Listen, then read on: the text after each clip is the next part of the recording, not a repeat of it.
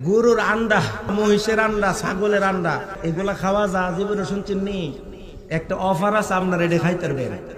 শায়েখ আহমদুল্লাহ বলেছে এই গরুর আন্ডা, মহিষের আন্ডা, এসব আন্ডা মান্ডা যা আছে সব আপনারা খাইতে পারবেন। এখন যারা শায়েখ পূজারে আছে, ওই শায়েখ পূজারে যারা শায়েখকে পূজা করে, আমি তাদেরকে বলতে চাই, আপনাদের শায়েখকে তো আপনারা মাথার তাজ মনে করেন, আমার রাসূলুল্লাহর বিরুদ্ধে কথা বললেও আপনার কলিজায় লাগে না। আপনার শায়েখকে আপনি বেশি মহব্বত করেন। শায়েখকে যদি এতই মহব্বত করেন, যেহেতু আহমদুল্লাহ সাহেব বলেছে এই গরুর মহিষের আন্ডা এগুলা খাওয়া যাবে, তাহলে একবার আমাদের সামনে খায়া দেখান। ঠিক কিনা বলেন? এগুলো হচ্ছে ইসলামকে শেষ করে দেওয়ার জন্য বলে। হাসরের ময়দানে নবীজি নাকি নিজের গুনার জন্য একবার পেরেশান থাকবেন। জুড়ে বলেন নাউজুবিল্লাহ।